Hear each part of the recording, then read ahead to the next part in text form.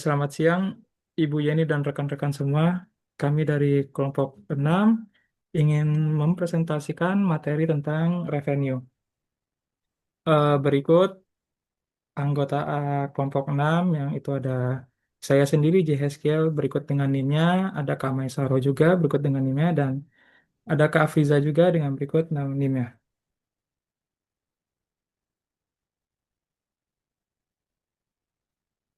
Oke, slide yang pertama, revenue itu merupakan jumlah total uang yang diperoleh perusahaan dari aktivitas bisnisnya, terutama dari penjualan barang atau jasa dalam satu periode tertentu.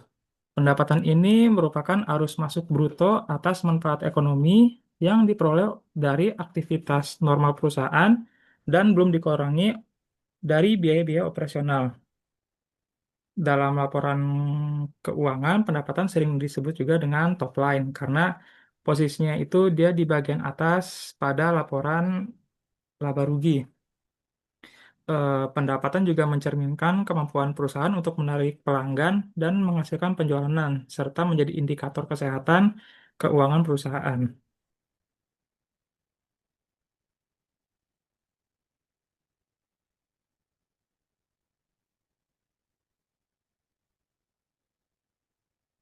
Selanjutnya, pengakuan pendapatan. Pengakuan pendapatan merupakan prinsip akuntansi yang mengatur kapan pendapatan boleh dicatat secara sah dalam laporan keuangan. Pendapatan diakui berdasarkan saat uang diterima. Tetapi pada saat barang atau jasa telah diserahkan kepada pelanggan dan entitas memiliki hak untuk menerima pembayaran dari pelanggan tersebut.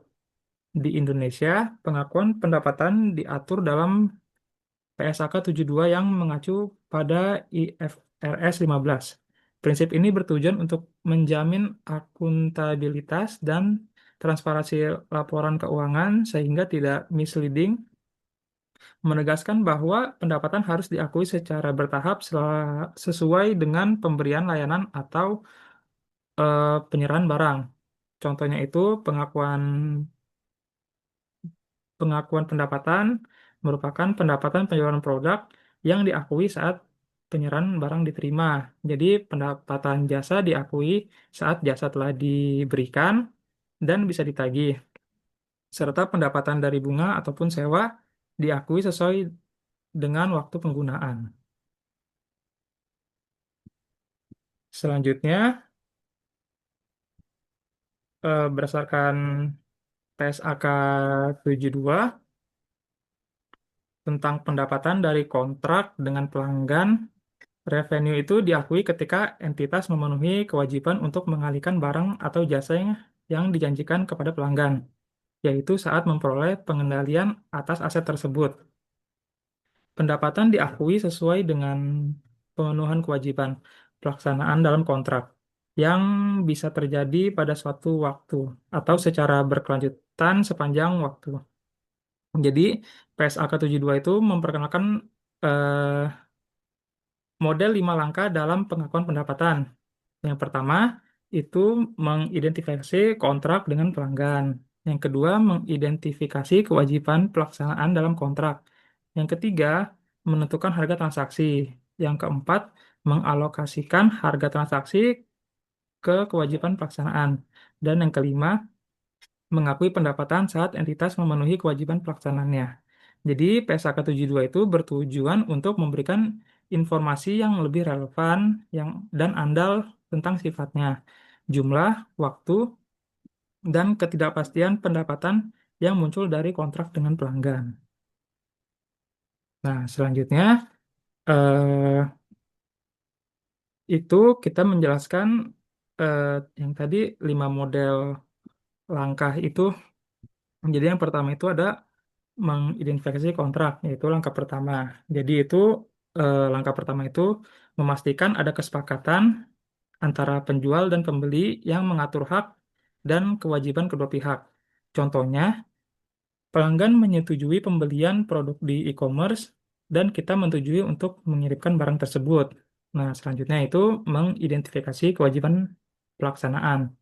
Nah, langkah kedua itu jadi kita menentukan apa saja janji yang harus dipenuhi kepada pelanggan, seperti barang atau jasa yang dijual. Contohnya, dalam kontrak software, mungkin kita memberikan lisensi, update berkala, dan dukungan teknis. Masing-masing itu merupakan kewajiban pelaksanaan yang perlu diidentifikasi satu persatu. Dan langkah yang ketiga itu menentukan harga transaksi. Jadi, menghitung jumlah uang yang akan diterima setelah memperhitungkan diskon, potongan, atau syarat lain. Contohnya, kalau kami menjual jasa senilai 10 juta rupiah, tapi kami memberikan diskon 10%, maka harga transaksi yang dicatat itu berupa 9 juta rupiah. Selanjutnya, mengalokasikan harga transaksi terhadap kewajiban pelaksanaan. Nah, pada langkah ini, kita itu membagi harga transaksi sesuai dengan nilai dari tiap barang atau jasa yang dijanjikan.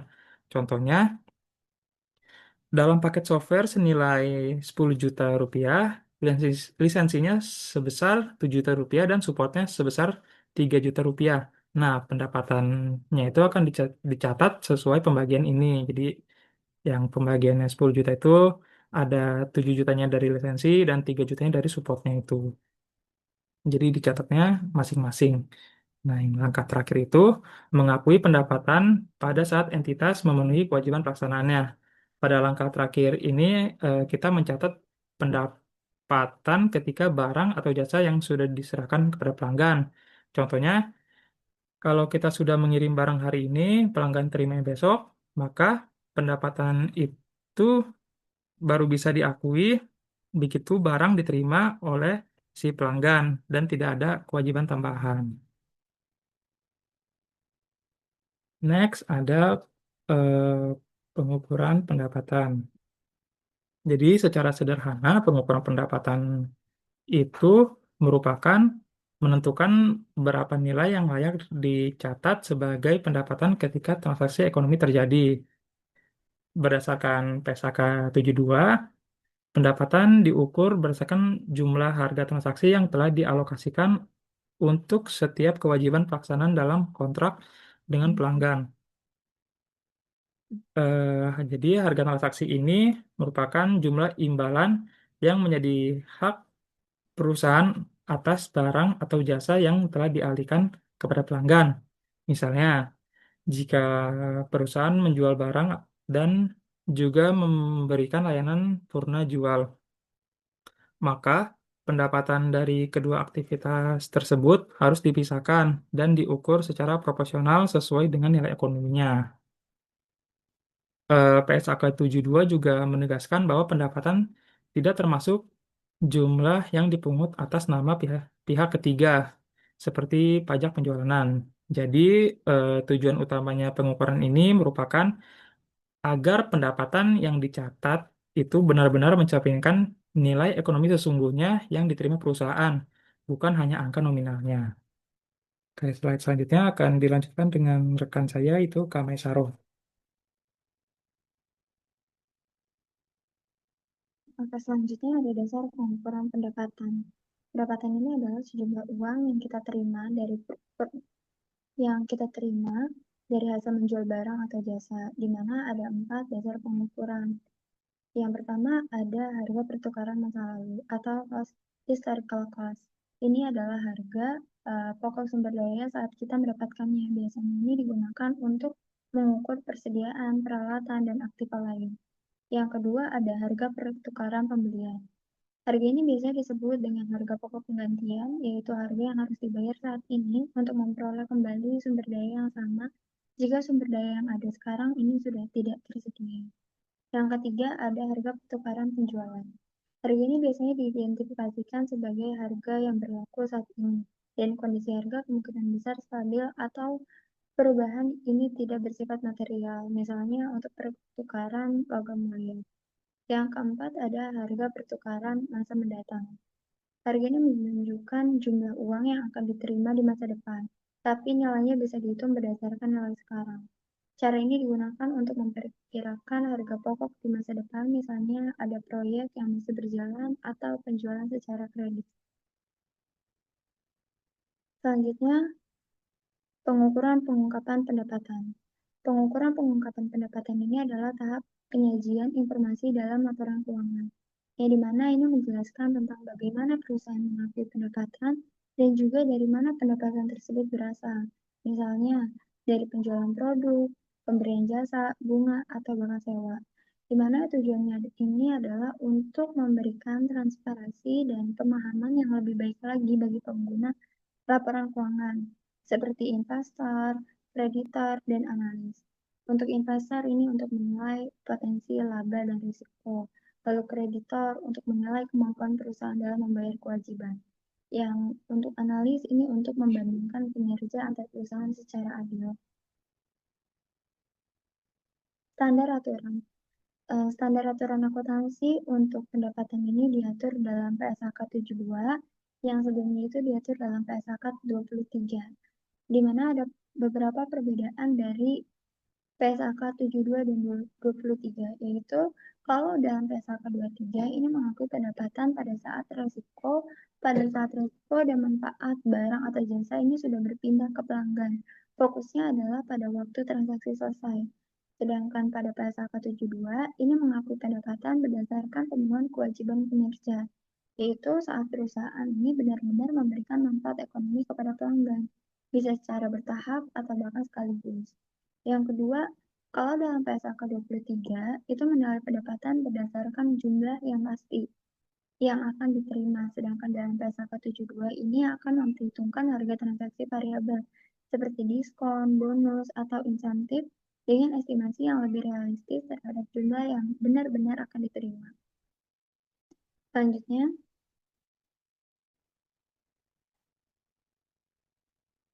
contoh kasus PSAK 72, misalnya PT Properti Jaya menjual 1 unit apartemen seharga 1 miliar. Kontrak ini mencakup unit fisik dan juga layanan perawatan gratis selama 1 tahun. Maka ada 5 tahapan pengakuan pendapatan ini yang harus dilakukan kalau kita mengikuti peraturan PSAK 72. Yaitu yang pertama kita mengidentifikasi kontrak, di mana kontrak ini harus disetujui secara tertulis antara hak dan kewajiban kedua pihak secara jelas. Yang kedua, identifikasi kewajiban pelaksanaan, di mana ada dua janji terpisah, yaitu ada unit apartemen yang diakui sebagai aset dan juga jasa perawatan sebagai pelayanan. Yang ketiga itu kita menentukan harga transaksi, di mana harga total tetap ini senilai 1 miliar rupiah. Lalu kita alokasikan harga 1 miliar ini kita bagi ke dalam 2 bagian, yaitu ada unit senilai 970 juta dan untuk bagian jasanya 30 juta.